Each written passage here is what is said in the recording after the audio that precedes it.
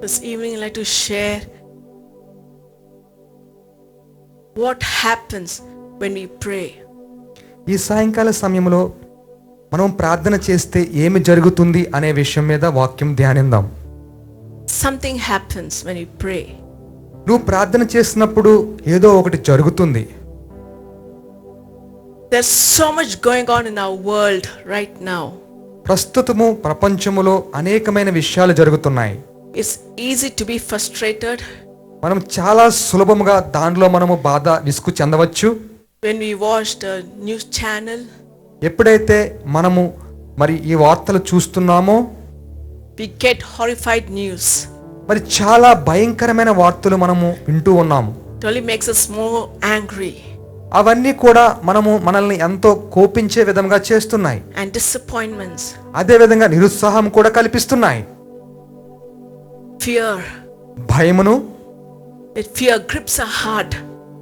భయం ఏం చేస్తుందంటే మన యొక్క హృదయాన్ని పట్టి పీడిస్తుంది. It seems that our lives, our future have been played with by a leaders that doesn't care about us. మన యొక్క భవిష్యత్తుని మరి నాయకులు ఏ విధమైన జాగ్రత్త వహించట్లేదు అన్న విధముగా అవి ఉంటున్నాయి. The uncertainty of what life will look like over the next few months, no one knows. మరి రానున్న కొన్ని నెలల్లో ఏమి జరుగుతాయి అనేది కూడా ఎవరికీ తెలియకుండా ఉన్నది. So what we can do? మనము ఏమి చేయగలము? We cannot go argue, మనం వెళ్ళి వారితో మనం గొడవ పడలేము, or we cannot fight. వారితో పోరాటం చేయలేము. Only thing we can do is we can pray. మనం చేయవలసిందల్లా ప్రార్థన మాత్రమే. You may be saying, how long should we pray? నువ్వు అడగవచ్చు ఎంతకాలము మనం ప్రార్థన చేయాలి అని. Yes, we've been praying for our nation. మన దేశం కొరకు ప్రార్థన చేస్తున్నాం. We've been praying for the world. అదే విధంగా ప్రపంచం అంతటి కొరకు కూడా ప్రార్థన చేస్తున్నాం. We've been praying for the COVID-19 to stop. COVID-19 గురించి కూడా ప్రార్థన చేస్తున్నాం. We've been praying for our government. మన యొక్క ప్రభుత్వం కొరకు కూడా ప్రార్థన చేస్తున్నాం. Yes, of course, we've been praying for our lives, for our family. మన యొక్క జీవితం కొరకు అదే విధంగా కుటుంబం కొరకు కూడా ప్రార్థన చేస్తున్నాం. But sometimes answers are quick. We get answers so quick. కొన్ని సమయాల్లో మరి ప్రార్థనకు జవాబు అనేది చాలా తొందరగా వస్తుంది. We get an instant answer. మనకి తక్షణమే ఆ యొక్క జవాబు అనేది మనకు దొరుకుతుంది. Sometimes our prayer gets delayed, our answer gets delayed. కొన్ని సమయాల్లో మరి ప్రార్థనకు జవాబు అనేది ఆలస్యం కూడా అవుతుంది. For some of us, when we pray, maybe another 2 days we get an answer. కొంతమంది ప్రార్థన చేస్తే మరి 2 రోజుల్లో దాని యొక్క జవాబు పొందుకుంటూ ఉంటారు. Sometimes it takes months and years. కొంతమంది అయితే మరి నెలలు సంవత్సరాలు కూడా పడుతుంది. Friends, don't give up. స్నేహితులారా, మీరు ఎట్టి పరిస్థితుల్లోనూ కూడా వదలవద్దు. Let's keep praying. ఎల్లప్పుడూ కూడా ప్రార్థన చేస్తూ ఉండండి. So we wondering what happened? What's happening? ఏమి జరుగుతుంది when you're praying? నువ్వు ప్రార్థన చేసినప్పుడు. So the first point, I'd like to share a few points. కొన్ని విషయాలు మీతో పంచుకుంటాను. First point, our prayer change the things on earth. మన యొక్క ప్రార్థనలు భూలోకం మీద పరిస్థితులను మార్చివేస్తుంది. Something happens in the heavenlies. అదే విధంగా పరలోకములో ఏదో ఒక గొప్ప కార్యం జరుగుతుంది. Turn to Revelation chapter 8.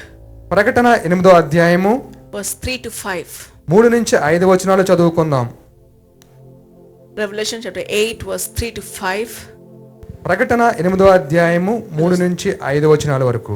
Then the eighth angel, the golden incense burner, came and took his place at the incense altar. He was given a great quantity of incense to offer up, consisting of the prayers of God's holy people upon the golden altar that is before the throne. And the smoke of the incense with the prayers of the holy ones billowed up before God from the hands of the angel. Then the angel filled the golden incense burner with coals of fire from the altar and hurled it onto the sea, onto the earth, releasing great peals of thunder, voices, lightning flashes and an earthquake.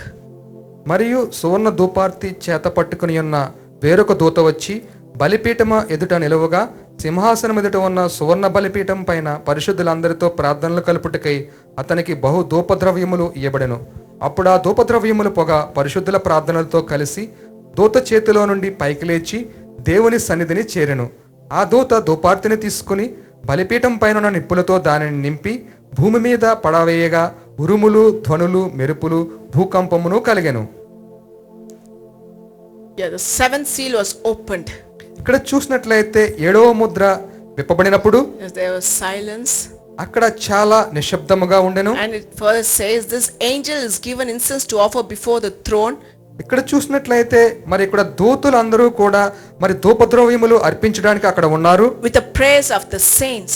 అక్కడ పరిశుద్ధులతో కలిసి ప్రార్థన చేస్తున్నారు. Imagine then on this altar are piles of prayers. ఇక్కడ చూసినట్లయితే బలిపీఠం మీద ఇక్కడ ప్రార్థన ధూపద్రవ్యము అనేది జరుగుతుంది. Centuries of prayers. ఇక్కడ చూసినట్లయితే మరి శతాధిపతులందరూ కూడా ప్రార్థన చేస్తున్నారు. Your prayer and my prayer. మీ ప్రార్థన నా ప్రార్థన. They are as fire burning. అక్కడ చూసినట్లయితే ఎంతో మండుచున్న పొగగా ఉన్నది. There's smoke rising up from the altar of God. అక్కడ చూసినట్లయితే బలిపీఠం మీద అది ఎంతగానో మరి అది వెళ్లుతూ ఉన్నది. Then the angel takes his bowl to this blazing altar. అక్కడ చూసినట్లయితే మరి అక్కడ దూత కూడా ఏం చేస్తుందంటే ఆ బలిపీఠం మీద దాన్ని తీసుకుని వెళ్తున్నది. Then holding this bowl of fire. అక్కడ చూసినట్లయితే నిప్పులతో ఉన్న దాన్ని పట్టుకుని ఉన్నది. Fire of our prayers. అక్కడ అదేంటంటే ప్రార్థనతో కూడిన నిప్పు. He steps over. అది ఏం చేస్తుందంటే పైకి తీసుకువెళ్తుంది. And hurls it onto the earth. అది ఏ విధంగా ఉందంటే భూలోకం మీద అది వినబడే విధంగా ఉన్నది. And John Piper, one of the famous theologian, ఒక గొప్ప తత్వ శాస్త్రవేత్త ఈ విధంగా చెప్పుచున్నారు. he says what God wants us to believe about our prayers ఒకవేళ దేవుడు మన ప్రార్థనల మీద మరి నమ్మకం ఉంచినట్లయితే is that none of them are lost. ఒకవేళ ఆయన నమ్మకం ఉంచినట్లయితే ఎవరు కూడా కోల్పోరు. And a prayer that we offer doesn't go in vain. మనం చేస్తున్న ప్రార్థనలు అనేవి ఎప్పుడు కూడా వృధా కావు. None of them are wasted. ఎవరి ప్రార్థనలు కూడా అది వృధా కావు. They are stored up on the altar of God until the proper time.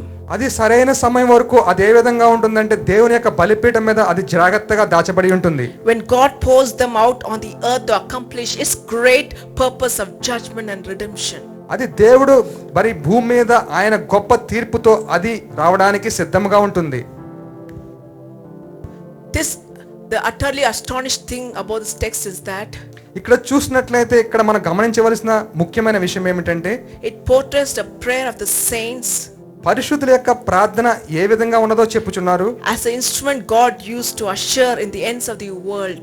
అక్కడ ఏ విధంగా ఉపయోగించారంటే దేవుడు మరి భూమి యొక్క అంతం వరకు దాన్ని ఒక సాధకంగా ఉపయోగించుకుంటున్నారు. With great divine judgment. అక్కడ గొప్ప దైవ సంభూతమైన తీర్పు అనేది జరుగుతుంది.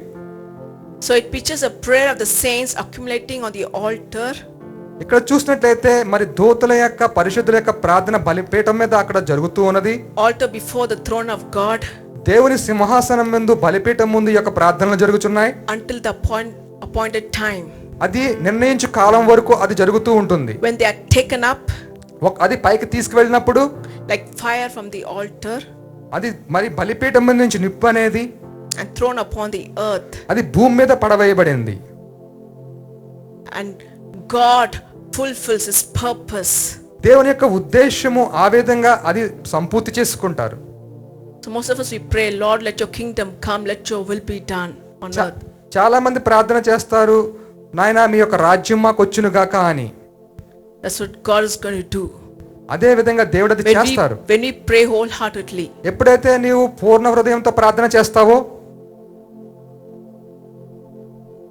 all our prayers has been going up. మన యొక్క ప్రార్థనలన్నీ కూడా పైకి వెళుతూ ఉంటాయి.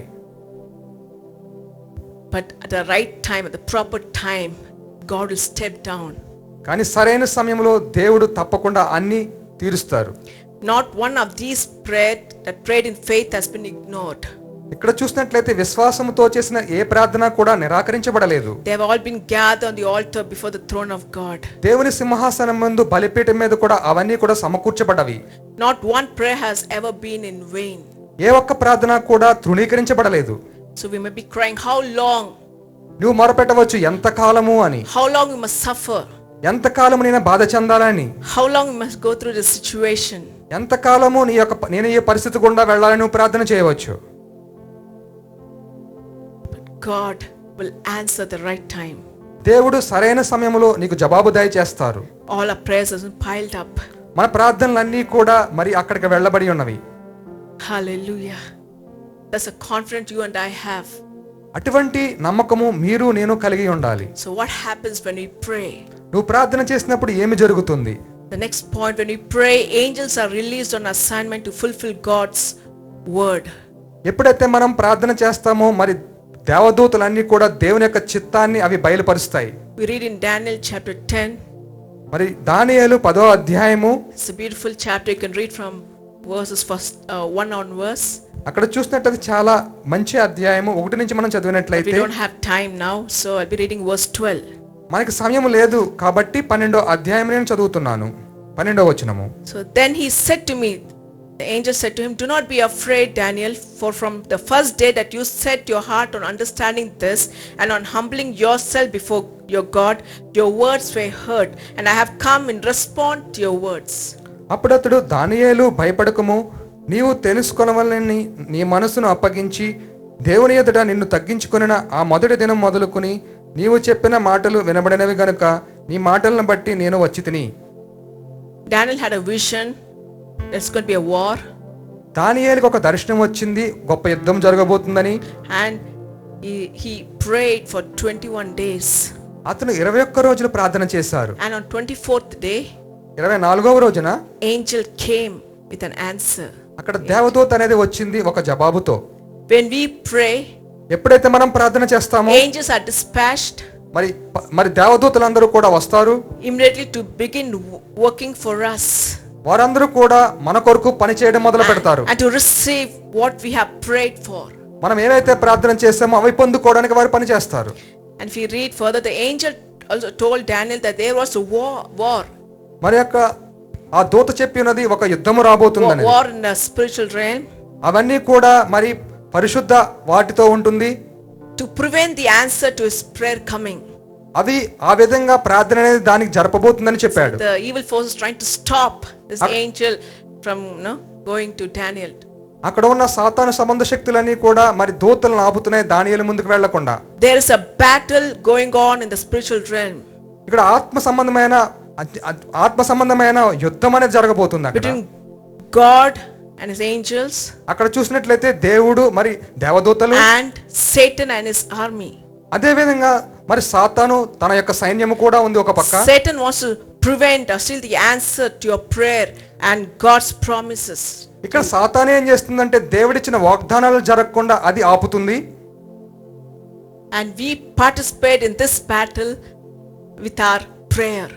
మనము ఇటువంటి యుద్ధములో మనం ప్రార్థనలో మనం పాల్గొంటున్నాం. We wage war on our knees.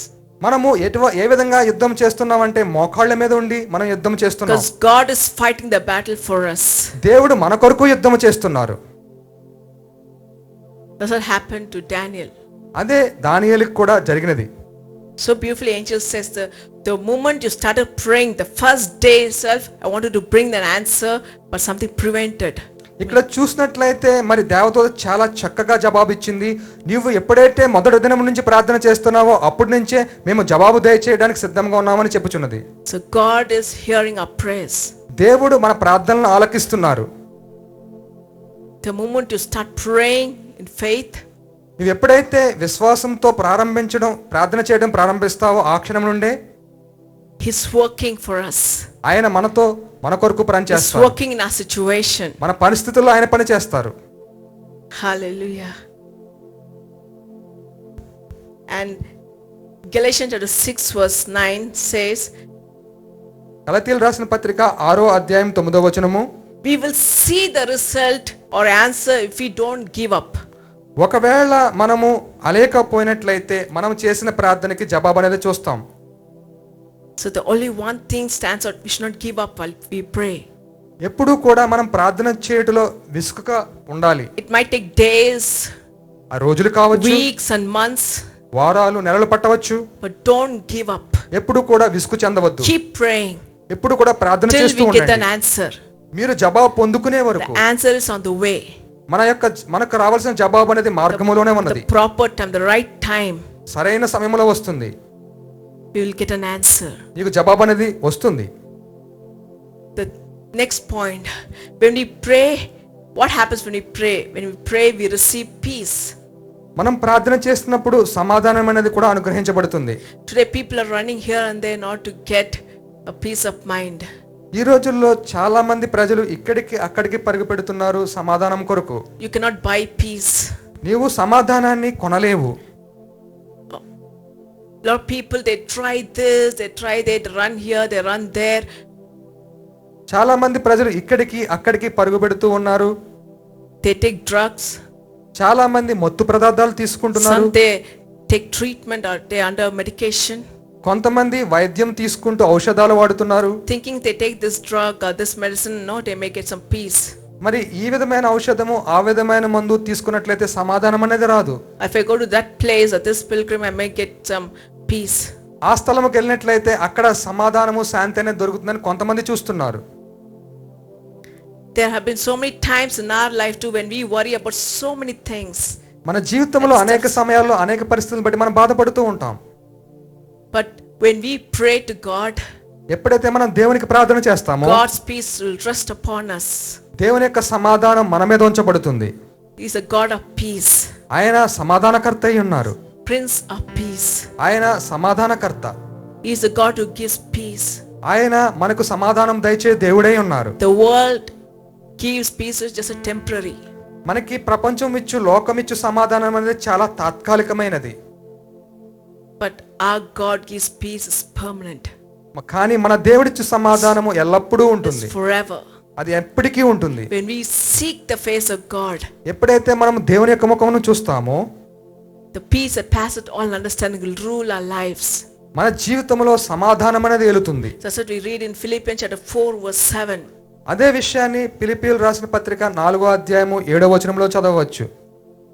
Before that verse 6 says, do not be anxious or worry about anything. ఇక్కడ చూసినట్లయితే 6వ వచనములో దేని గూర్చి చింతపడకుడి అని చెప్పుచున్నది. Because these things can bring a lot of chaos, can take away the peace. ఇవన్నీ కూడా మన జీవితంలో ఏం చేస్తాయంటే మన జీవితంలో ఉన్న సమాధానం తీసుకువెళ్ళిపోతాయి. So he said, do not be anxious about anything, but everything you pray. ఏ విషయంలోనూ కూడా చింతపడకుండా ప్రతి సమయంలోనూ ప్రార్థన చేయండి అని చెప్పుచున్నారు.